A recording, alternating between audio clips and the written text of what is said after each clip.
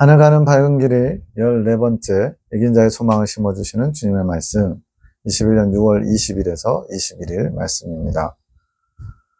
6월 20일 밤기도 하늘군대 기도 주님 아빠를 축복하소서 더욱 나의 아들을 위해 기도해 주어라 내가 너희의 기도로 일할 것이니라. 우리의 기도로 일한다. 이것은 큰 축복입니다. 즉 우리가 기도를 열심히 진심을 담아 또 주님의 마음을 알아서 기도하면 주님께서 역사하시나요? 조건이 우리가 어떤 대단한 걸 해야 되는 게 아니고 주님의 마음을 알아서 주님의 뜻대로 구하면 그것이 주님께서 놀라운 일을 하신다고 약속하십니다. 각자 나에게 기도를 올려주기 원합니다.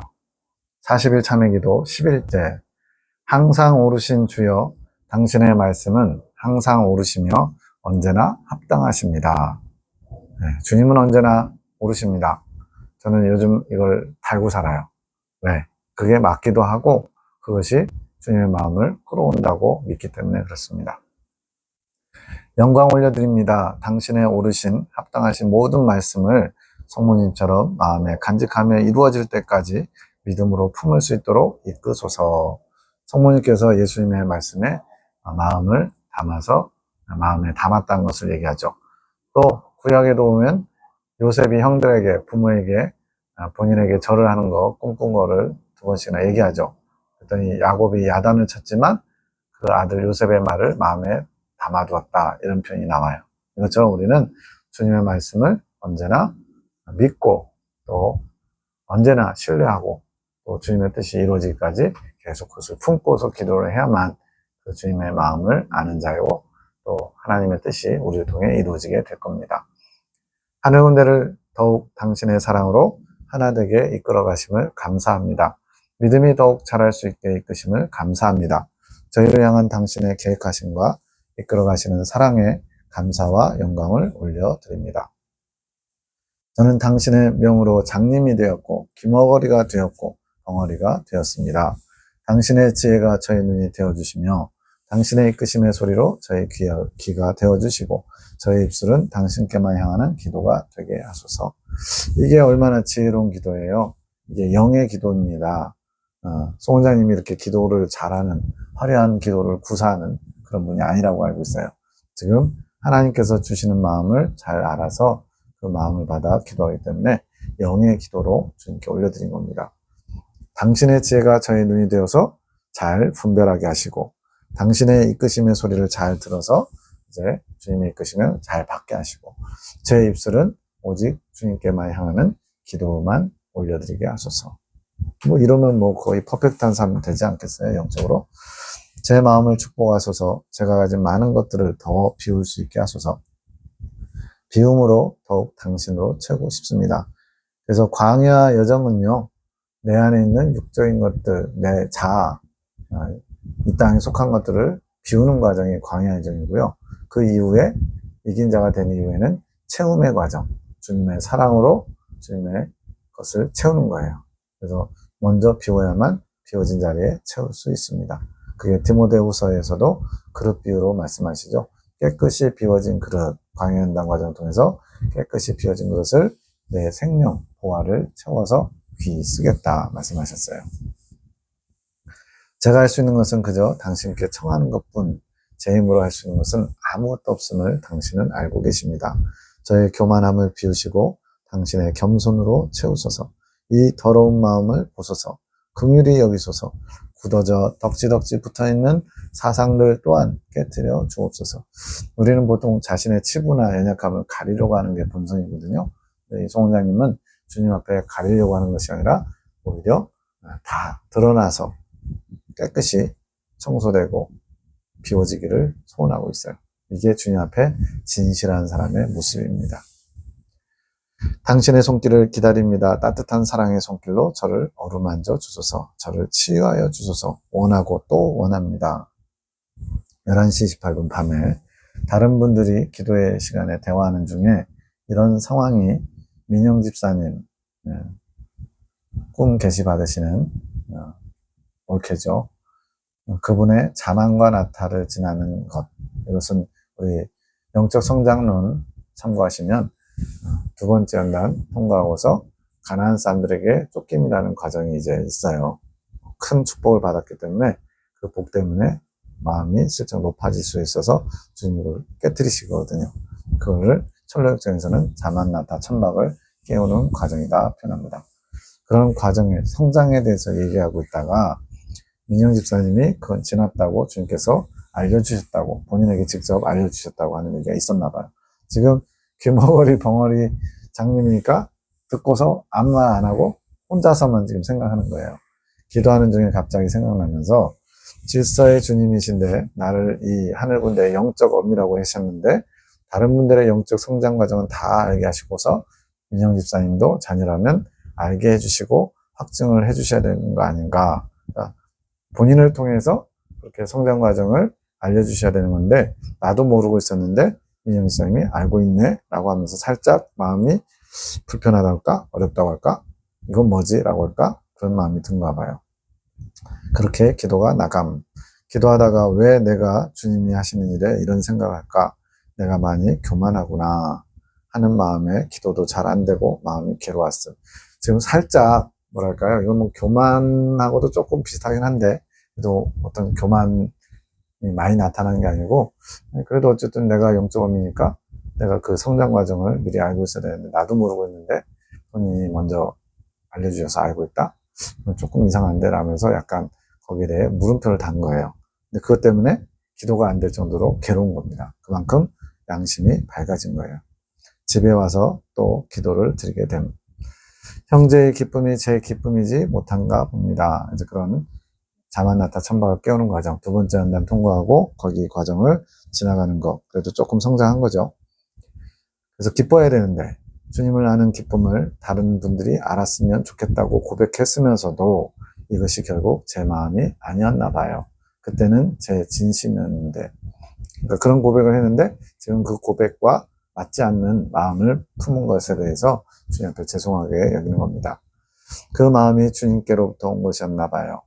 주님이 주셨던 것이고 본 제 마음은 그게 아니었구나 이걸 깨달은 겁니다. 주님, 제가 원하는 것은 주님께로부터 오는 선한 마음입니다. 교만한 마음이 제 것이기는 하나 제가 원하지 않습니다. 이제 이건 버려야 되는 거니까. 원하지 않지만 본성으로부터 올라옵니다. 칠종제성의 교만성에서 나온 거라는 거죠. 저를 긍휼히 여기소서 제 안에 주께로부터 오는 선한 마음만 봐주소서. 이 더러운 마음을 정결할 수 있도록 될 수 있게 이끌어 주소서. 제 안에 저의 악함의 실체를 보지만 이것 때문에 괴로움에 빠지지는 않겠습니다. 예전 같으면 막 낙심할 수 있었어요. 아, 나는 왜 이거밖에 안 되지? 왜 나는 이렇게 판단하고 또 그걸 교만하게 생각하지? 이랬을 텐데 이제는 그것 때문에 저 자신을 스스로 가두지 않겠다는 거죠. 그냥 뽑아버리고 싶은 마음만 간절합니다. 저를 이끌어 가소서. 그곳으로 달리고 날아서라도 가고 싶습니다. 주님을 향한 마음, 영적 소망이 굉장히 충만한 상태예요.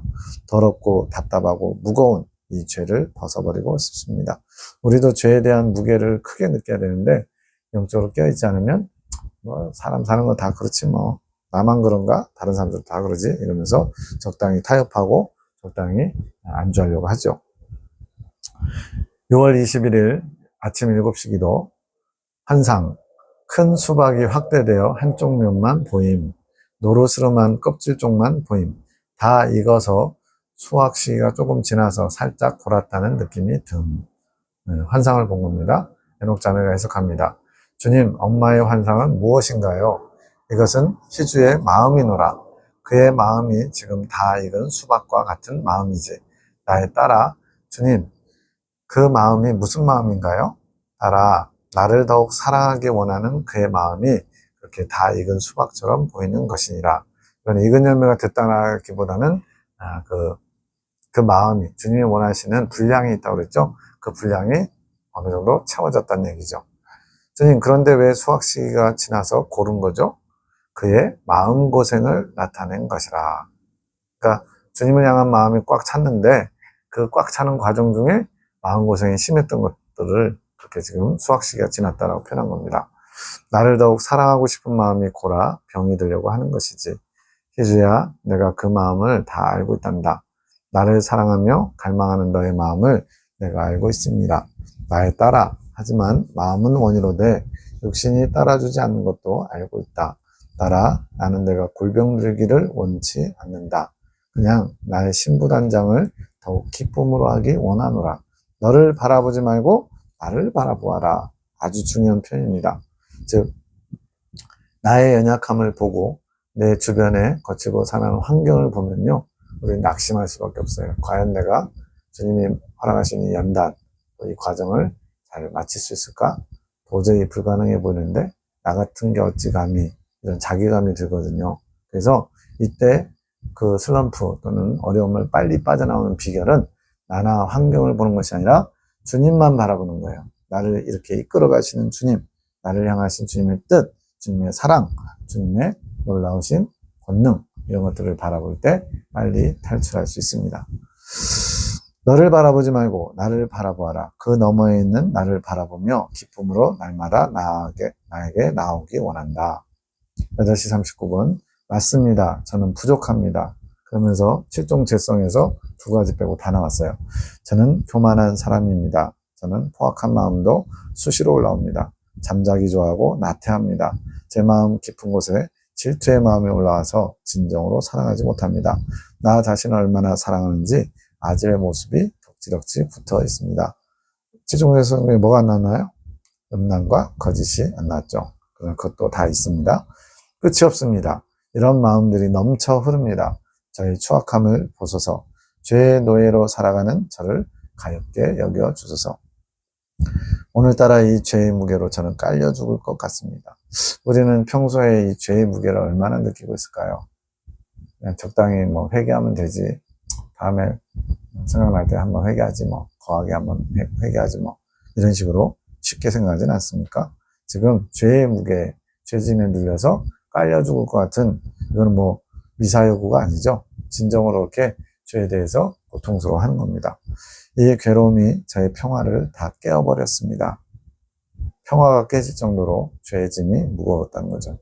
그런데 당신의 거룩하신 보혈 한 방울이라면 이 모든 것을 다 씻을 수 있을 것 같습니다. 저도 동의합니다. 그 값진 보혈이라면 한 방울의 값어치가 충분할 것 같습니다. 주님의 피 한 방울이면 온 지구를 다 깨끗이 하고도 남겠죠. 거룩하신 보혈을 제게 허락하소서. 저를 씻어주소서. 이렇게까지 기도했는데 주님이 답이 없으세요. 보통 때는 말씀해 주시는데 3번째 연단 과제라서 그래요. 어제 오후 잠시 평화를 주시다가 이후 죄의 눌림으로 답답한 마음이 시간이 지날수록 더해짐. 3번째 연단은 3번째 연단입니다. 주님이 말씀하시기도 하지만 다른 때와는 좀 다르게 대접하시는 것 같아요. 환상한 장면을 보여주신 남편이 배가 엄청 나온 모습, 임신 8개월 정도 수준. 그것 때문에 배 때문에 힘이 들어서 앉아있는데 살짝 기대어 있죠. 실제로도 좀 많이 나왔어요. 해서 그 김 집사는 지금 자신의 정욕으로 배부른 것이다. 앞서 햄버거 가게 얘기 나왔었죠. 자기의 정욕을, 탐심을 만족시키려고 시간을 꾸물꾸물하면서 버스 타는 시간을 준비하지 않는 것. 죄된 속성으로 배가 부른 것이지, 그러니 힘이 드는 것이다. 그것을 감당하기 힘든 것이지. 죄된 속성으로 배가 부르다. 이거는 내 정욕이 만족할지 몰라도 영적으로는 아주 무기력한 상태죠. 임신 8개월 한 사람이 뭐 전쟁터에서 어떻게 싸우겠어요? 오히려 자기 몸무게도 가누기 힘들죠. 해갈을 원하지만 해갈하지 못하고 있는 그의 모습이다. 이 해갈은 이제 배설하고도 많이 연결이 되는데, 그래서 화장실 꿈이 많이 나옵니다. 그래서 화장실 가서 다 쏟아내야 돼요. 이것이 빠져나가야만 또 새로운 것을 채우고 성장하게 되거든요. 근데 지금 해갈을 못하고 있는 거예요. 혼자서의 힘으로는. 그래서 누군가의 기도가 필요합니다. 주님, 어떻게 하기 원하시나요? 그를 위해 더욱 기도해 주라. 지금 계속 기도해 주라고 했죠? 더욱 기도해 주래요. 해갈할 수 있게 기도해 주어라. 그가 갖고 있는 그 더러운 것들, 또 세상에 속한 것들을 다 배설할 수 있도록 더욱더 그를 위해 애통하는 마음으로 기도해 주어라. 이게 중재자의 자세거든요. 부부는 한 몸이라 하지 않더냐. 내가 너의 헌신을 기쁘게 받았고 받을 것이니라. 2시 17분 낮에 마음이 힘들어서 의사 피카레타, 이분은 1865년에서 1947년에 돌아가신 약 83세, 2세 정도에 돌아가셨는데요. 60년간을 거의 예수님의 성체, 떡과 포도주에 해당하는 것만 먹고 마시면서, 그건 뭐 식사 대용도 아니고 뭐라고 해야 되나요? 어쨌든 간에 특별한 종가인데 인류의 죄를 위해서 대신 기도하신 분이라고 생각하시면 되겠습니다. 책도 천상의 책, 뭐 이런 것들 여러 가지가 많이 나와 있어요. 그분의 기도인 성탄 준비 9일 기도로 기도함. 집중하려고 애써 보는데도 계속 졸고, 그런 사이에 존다는 것은 이제 혼이 조금 혼미해지는 거잖아요. 그러면 이제 영이 조금 살아나면서 환상 같은 걸 보고 또 그래요. 환상, 남편이 현관에 들어와 서 있는데 작업복 차림에 눈에 까만 가면을 쓰고 나에게 응? 이라고 한 특이한 환상이죠. 주님, 이 환상은 뭔가요? 봉식의 마음이다. 지금 가면을 쓴 것은 나를 제대로 보지 못하고 있는 것을 의미하지. 가면을 썼어요. 자기 얼굴을 가리는 거지만 그 가면 때문에 시야가 좁아져서 주님을 제대로 못 본다는 겁니다. 제대로 된 나를 보지 못하면서 그게 다인 줄 알고 자기만의 세상에 갇혀 있다는 거죠. 그런데 왜 작업복 차림인가요? 그건 그가 지금 나의 일을 하고 있는 자에게 그런 것이다. 지금 한라 석축이라고 하는 그 기업을 통해서 예레미야 기도원에 필요한 재정적인 것들이나 그런 모든 것이 공급되고 있거든요. 거기에 사장님이에요. 그러다 보니까 주님과 상관없으면 주님의 일이 아닌데 주님의 일을 위해서 말 그대로 주님의 기업으로 드려진 겁니다. 그래서 나의 일을 하고 있기에 작업복을 입고 있다는 거예요. 하지만 나를 볼 줄 모르니 일을 제대로 할 수 없지. 나를 볼 수 있는 것이 먼저이니라. 주님을 먼저 제대로 봐야만 주님의 일을 제대로 할 수 있대요. 그는 지금 눈을 떠야 하느니라. 가면에 가려진 나를 볼 줄 알아야 되지. 응? 이라고 한 건 뭔가요? 반응을 원하지. 자신의 마음을 이해해주고 동의해줄 사람을 원하고 있는 것이다. 하지만 나는 허락지 않을 것이다. 지금 본인이 고집 부리고 본인이 믿고 싶은 것만 믿고 본인이 원하는 대로 되기를 원하면서 막 고집 부리고 있는데 거기에 대해서 호응해주길 원한다는 거예요. 근데 주님이 그걸 허락지 않는데요. 왜? 온전히 나만 바라볼 수 있는 자리로 나오도록 하기 위해서. 내가 이끌고 있다. 내가 일하고 있다. 내가 새롭게 할 것이다. 우리 주님은 참 사랑이셔요.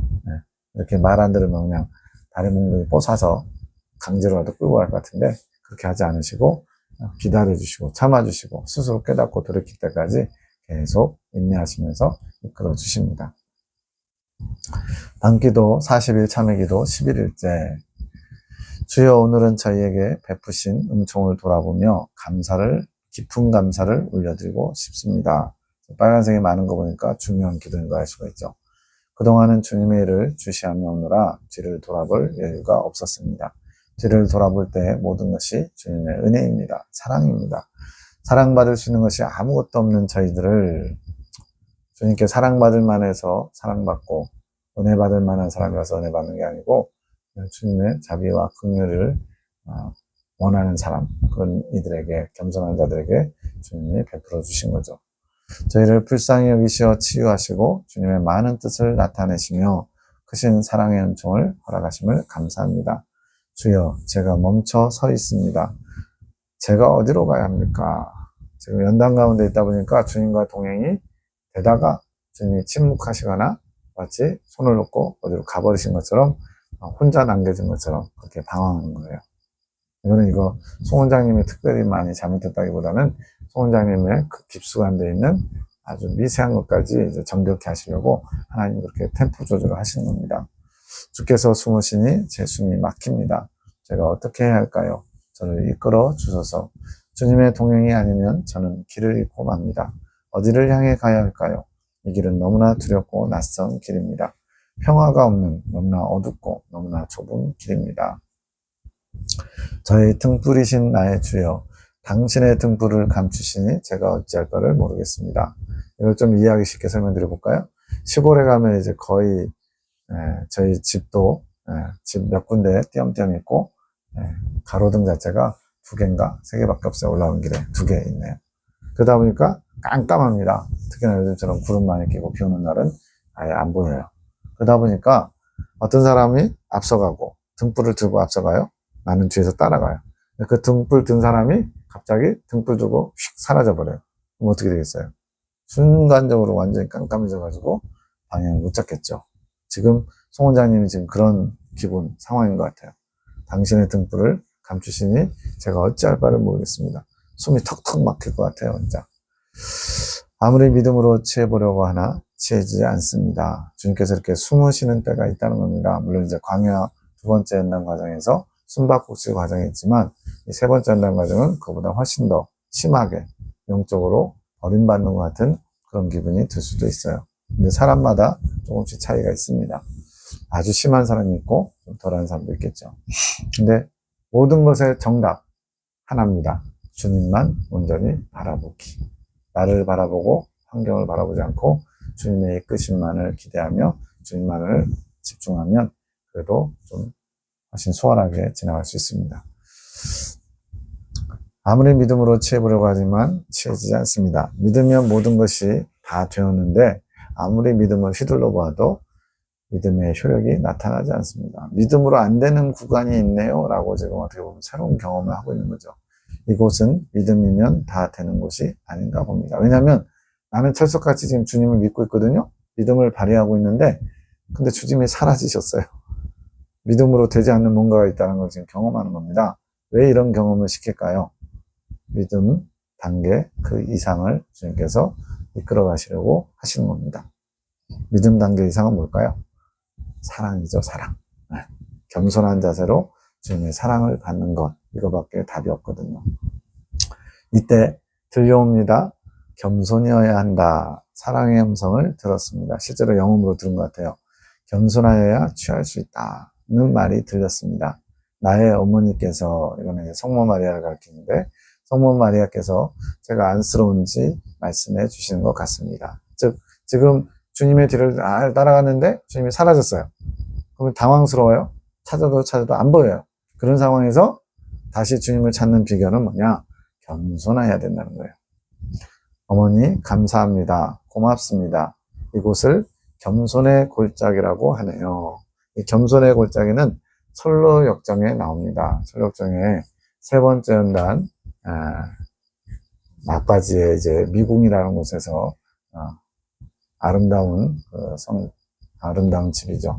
그 미궁에서 나와서 아볼론하고 대적하게 되는데 그 아볼론을 대적하러 가는 그 과정 가운데 겸손의 골짜기가 있나 봐요. 그래서 겸손의 골짜기에서 아볼론과 굉장히 극심하게 싸우다가 상처를 많이 입기도 하는데 겸손의 골짜기, 물론 이제 그 과정이라기보다는 그 겸손의 골짜기를 향해서 나아가는데 겸손의 골짜기를 맛보게 하는 겁니다, 지금. 이건 또 누가 알려주신 것일까요? 또 고민이 됩니다. 지금 누군가가 겸손의 골짜기를 알려주는데 누가 알려주신 거죠? 지금 막 여기저기서 도움의 손길이 오는가 봐요. 또 고민이 됩니다. 이곳을 어떻게 지나가야 할까요? 근데 답이 그 제목이 있잖아요. 겸손의 골짜기.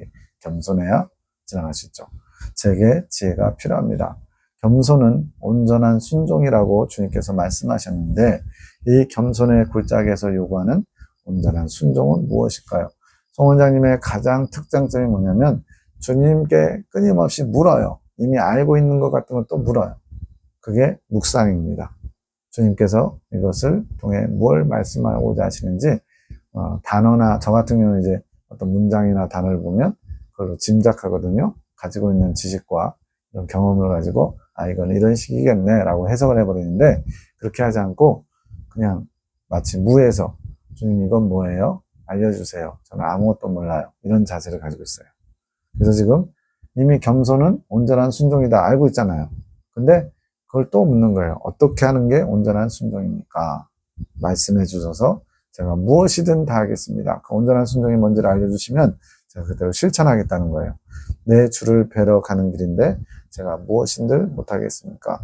이렇게 모든 것을 감당할 수 있게 하는 힘이 어디냐? 예수님을 만나는, 예수님과 연합하는 것, 그것이 소망이기 때문에 그렇습니다. 제게 지혜를 허락하셔서 이제는 아무것도 들리지 않습니다. 오직 주님만 바라보고 주님이 하라고 하신 것만 실천할 자세를 취하고 있는 거예요. 내 주의 순결소리도 저를 부르시는 소리도 들을 수 없습니다. 정말로 여기는 암흑과 같은 그런 곳인데 이곳을 지날 수 있는 겸손이 무엇인지 제가 찾을 수 있게 하소서. 저를 가엾게 여기소서. 지혜를 구하오니 지혜를 주소서. 이곳을 지나게 하는 겸손을 찾사오니 찾게 하소서. 그냥 내가 처음부터 겸손한 자세가 뭔지를 정의하고 가는 게 아니라 여기서 원하시는 겸손은 어떤 자세입니까?